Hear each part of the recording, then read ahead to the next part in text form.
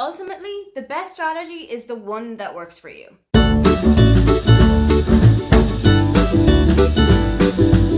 Hi, welcome, come on in. My name is Aoife, and today, as the amazing Readathon kicks off, I am here to give you a couple of tips as to how to really make the best of it if you don't live in North America. For the majority of the people who are taking part in the amazing Readathon, they will be based in the US or they will be based in Canada, and they will be in roughly the same time zone as to when the Readathon officially starts and ends.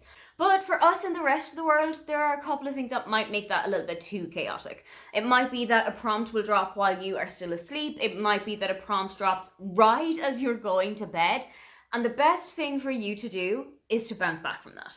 As somebody who was a host last year as well as took part in the amazing Readathon, I have got a couple of suggestions as to how to make it work for you when you don't live in those crucial time zones.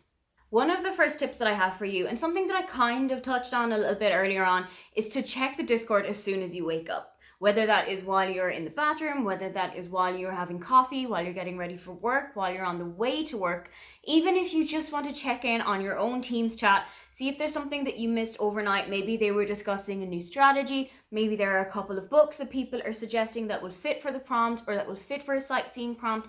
Take a look at the Discord, take in everything that has been said in your absence, and go from there. Your team chat is a really great asset when it comes to deciding what it is that you're going to read. You can discover what other people are reading that might sound like something for you, either that you can put it in another prompt if it could fit, or if you could put it as a sightseeing prompt. And it's also a really great way to just get to know new people.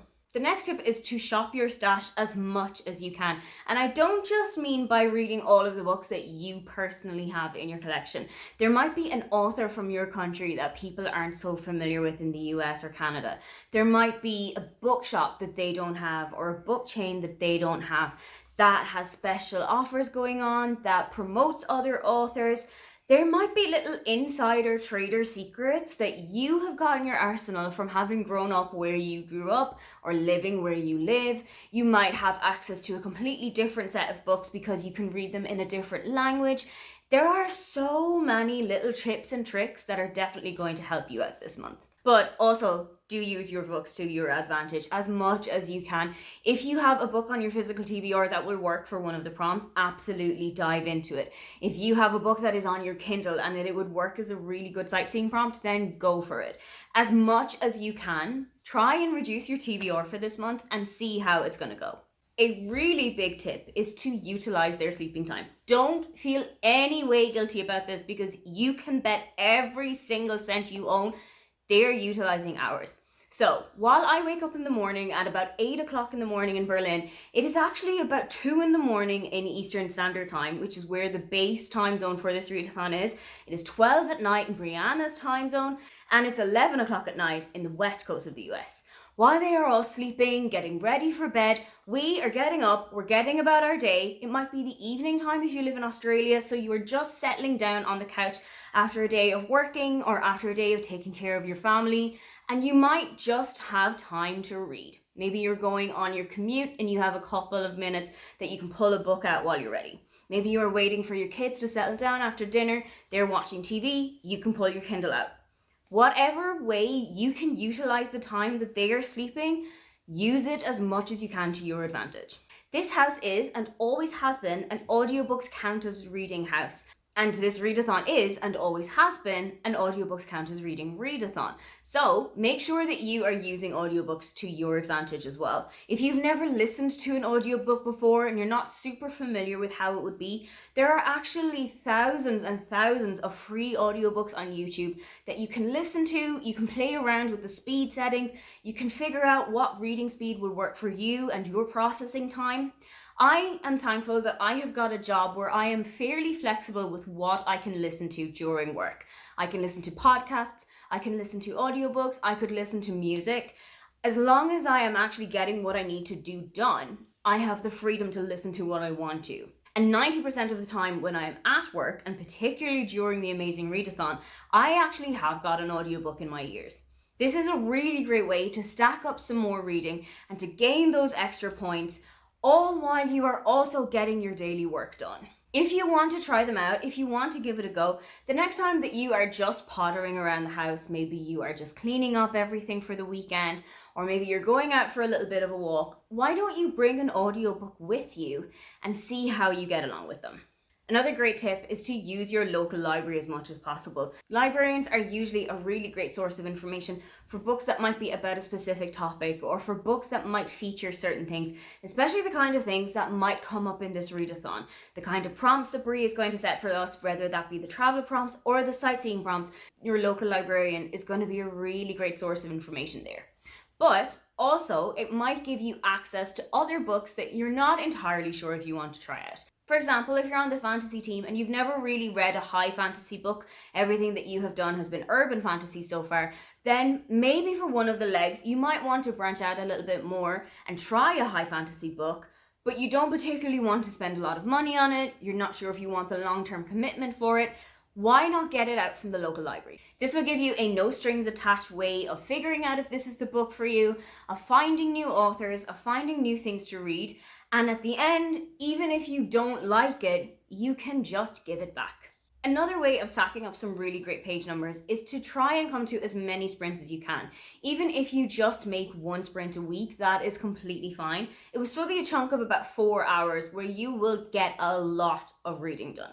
Krystal from Bomb Book Reviews and I are actually going to be sprinting in the time zones where North America would generally be asleep. We'll be doing these pretty much in the dead of night for Eastern time, so you have got a little bit of a sneak peek there in that you can clock up a little bit more pages all while the rest of them are asleep, and you can have some fun doing it. You can get to know new people, you can share your ideas with everyone on screen, and you can just have a good time.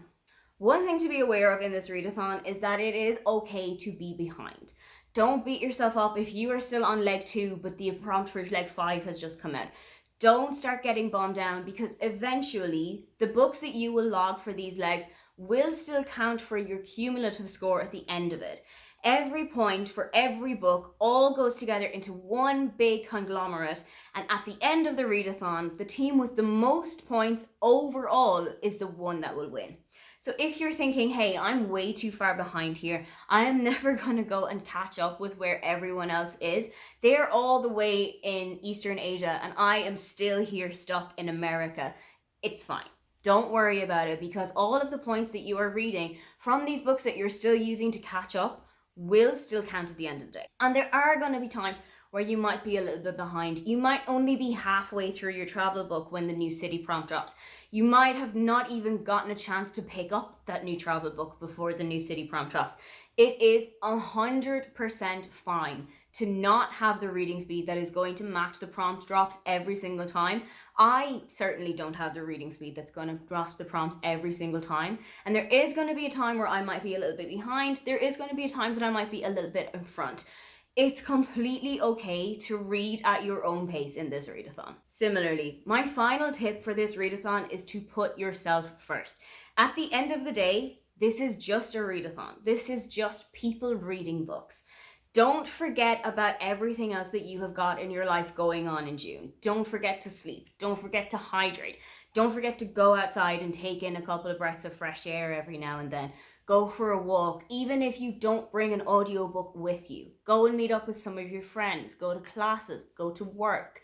I am going to be a host in this readathon for June, but across June, I'm also going to fill in a whole heap of other roles in my personal life that I also want to turn up for and that I also want to give 100% for. I'm going to be a daughter, I am going to be a partner, I am going to be a sister, I'm going to be a friend, I'm going to be a colleague, I'm going to be a team member, I'm going to be a whole heap of things that will also require me to be present, but the readathon will also require me to be present. So it's all about finding that perfect balance, and it's all about finding what's going to work for you so that you reach the end of June still wanting to read some books.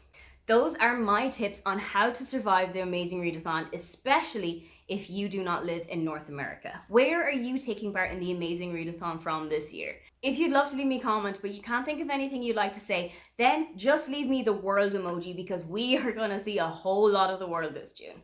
Don't forget to like and subscribe, because I have new videos up every week. Now, get on out of here.